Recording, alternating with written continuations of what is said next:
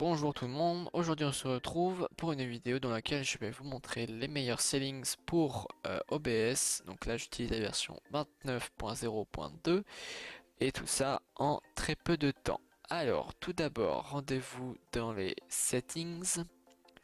Donc tout ça vous n'en avez pas besoin. Ici si vous voulez stream sur Twitch, vous mettez service Twitch et vous vous connectez, etc. Pour YouTube c'est la même chose. Ici, très important, avancez. Vous aurez plusieurs onglets, vous aurez le streaming, le recording, l'audio, vous pourrez directement mettre hop, en 320 et on n'y touchera plus. Donc si vous voulez streamer, ça se passe ici, vous mettez l'encodeur que vous voulez, ça ne change absolument rien. Je vais mettre Nvidia parce que j'ai une carte Nvidia. Rate Control CBR. Bitrate, alors là, vous allez vous rendre sur internet, vous allez taper Ookla dans la barre de recherche et vous prenez le premier lien, pardon, donc le speed test d'Ookla. Et vous faites un essai. Et vous attendez un petit peu que le test se fasse, on n'en a pas pour longtemps. Ok, nous revoilà après le test. Alors, si vous avez ça, ne streamez pas. Il vous faudrait au minimum, je dirais 3000 mégabits par seconde, enfin 3 mégabits par seconde. Donc au minimum là, faut qu'il y ait 3. Sinon c'est pas possible, ne streamez pas. C'est pour ça que moi j'utilise ma 4G pour streamer en général. Donc voilà, donc c'est un conseil, sinon ça ne fonctionnera pas. Vous avez du coup votre bitrate et si vous le multipliez par 1000, vous aurez le bitrate que vous pourrez mettre dans OBS. Donc juste ici.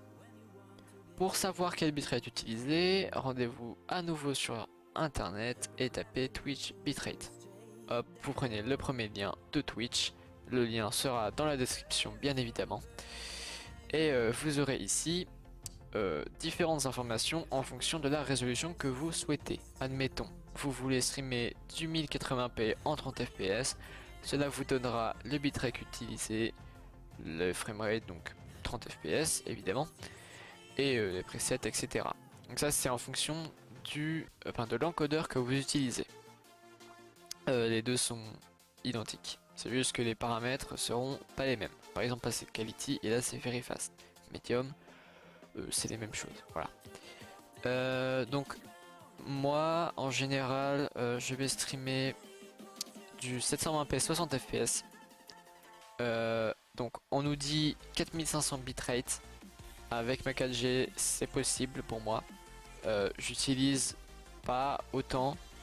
En général j'utilise 2500 voire 3000. C'est le minimum recommandé et ça fonctionne très bien. Donc une fois que vous avez vu quelle résolution etc vous voulez, vous retournez sur OBS et là vous pourrez changer votre bitrate en fonction de ce que vous voulez faire. Keyframe, vous mettez 2 secondes. En preset, donc vous allez laisser en good quality. Tuning, vous pouvez mettre high quality. Celui-là, vous pouvez laisser comme c'est, ou alors mettre full resolution, mais là ça va. Ça va bugger un peu, profil high, aucun problème. GPU, vous n'êtes pas obligé de mettre un nombre parce que par défaut c'est 1. Et max bframe, vous mettez 2. Donc ça c'était pour le streaming. Pour le recording, on a quoi? On a le fichier dans lequel vos vidéos vont être sauvegardées. Le format, je vous conseille de laisser en MKV. Vous pouvez laisser le même encodeur que pour streamer ou alors vous pouvez mettre, admettons, celui-là. Voilà, donc le même, mais ici il y aura d'autres paramètres. Le bitrate n'est pas le même. Ici vous pourrez mettre une valeur bien plus élevée. Par exemple moi je vais mettre 8000, c'est une qualité très très bonne. Vous mettez 2 secondes, pareil, hop, vous pouvez mettre une très très bonne qualité. Et voilà, c'est tout pour le record. Et c'est tout pour cette partie là. Ensuite, audio. Vous pouvez mettre la source de votre parleur et le micro, votre micro. Vous cliquez et c'est tout. Vidéo. Alors ici, on a plusieurs choses à prendre en compte. Par exemple, ici on voulait streamer en 720p 60 fps. Donc ici on met 720p et ici on met 60.